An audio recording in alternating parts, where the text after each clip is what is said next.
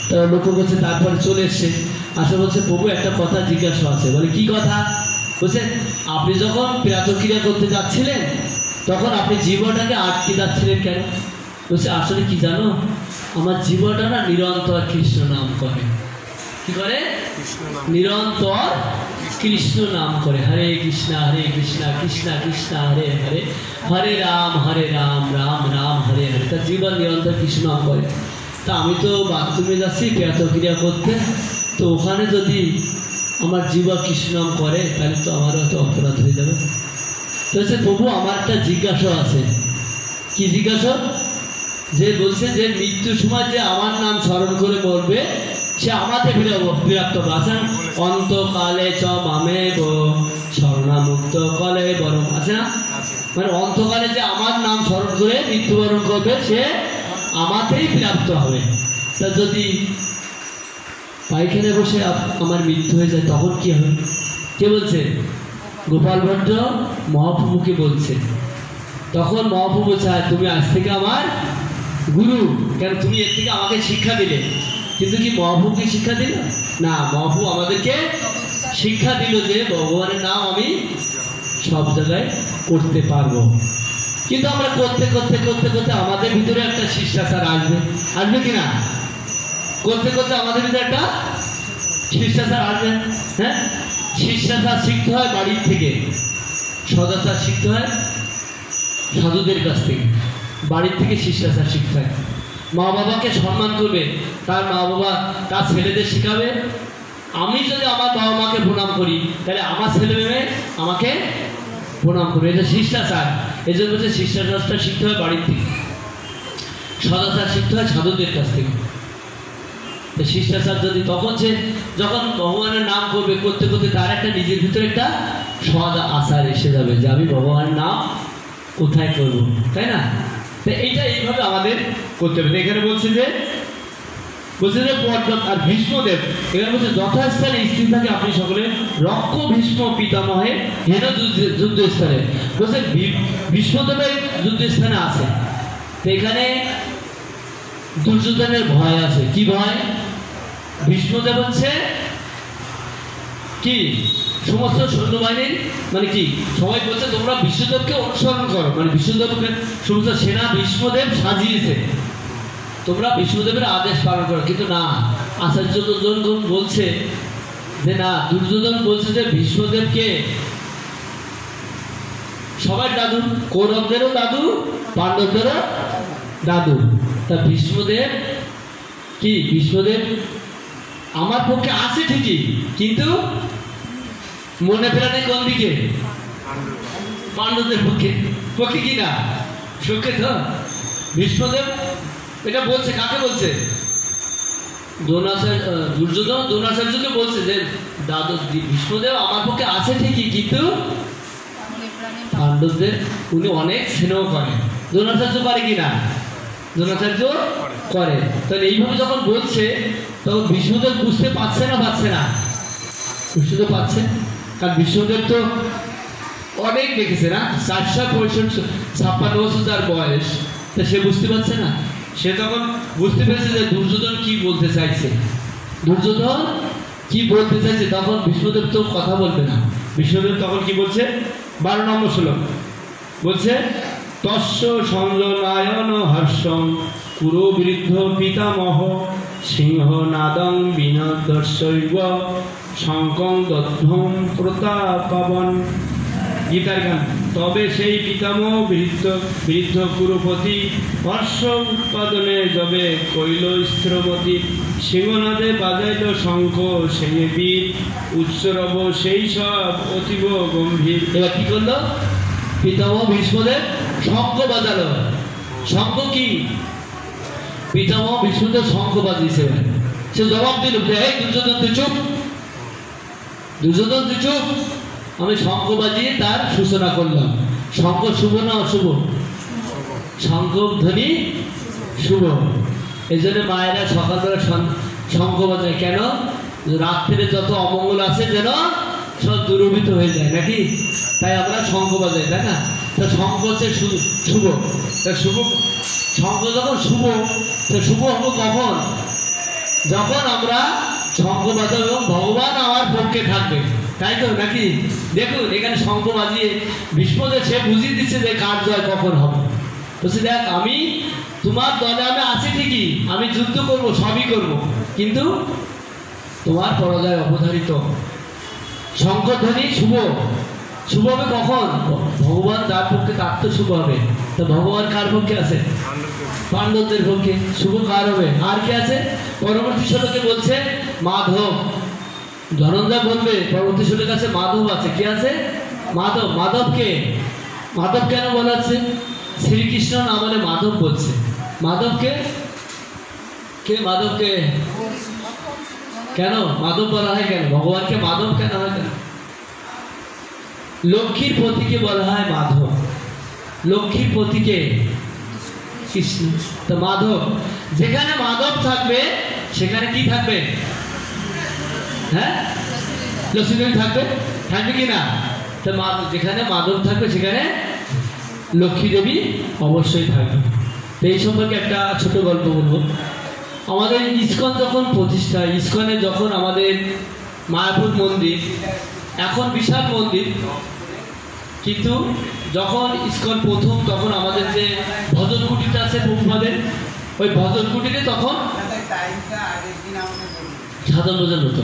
এবার ভজন কুটিরে বসে প্রভুপাদ সব কিছু দর্শক মানে যত প্রাণ, এখানে বিওপিটি থাকবে, এখানে অভয়নগর হবে, এখানে গঙ্গানগর হবে, সব প্রাণ, এখানে বড় মন্দির হবে, সব কিছু ওই ওই ভজন কুটিরে বসে প্রভুপাদ করে গেছেন। তখন একজন ভক্ত জিজ্ঞাসা করছে যে প্রভু আপনি তো এই ভজন কুটিরে এই 10 কাঠা জমির উপরে আপনি এত কিছু প্ল্যান করছেন, এই প্ল্যান যখন করছেন তা আমাদের 10 কাঠা জমির মধ্যে এত কিছু হবে কি করে? তো বলছে দেখো আমাদের বিগ্রহের নাম কি? রাধা মাধব। রাধা মাধব। এখানে তো বিগ্রহ কি? রাধা গোবিন্দ, তাই না?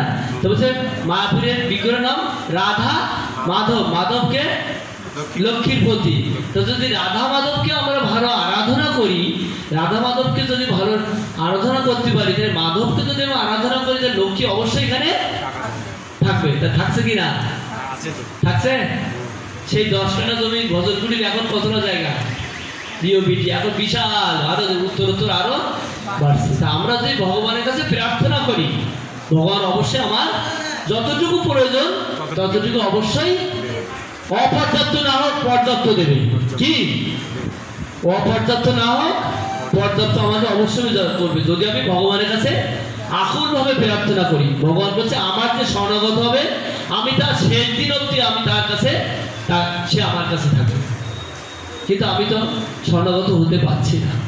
আমি কার শরণাগত? আমি ভগবানের শরণাগত নই। আমি ছেলে সংসারের শরণাগত, আমি মেয়ের শরণাগত, আমি স্বামীর শরণাগত, আমি স্ত্রীর শরণাগত, আমি এই সংসারের শরণাগত। আমি ভগবানের শরণাগত হতে পারছি না। আমি যেদিন ভগবানের শরণাগত হতে পারবো সেদিন ভগবান আমাকে অবশ্যই রক্ষা করবে। অবশ্যই রক্ষিবে কৃষ্ণ।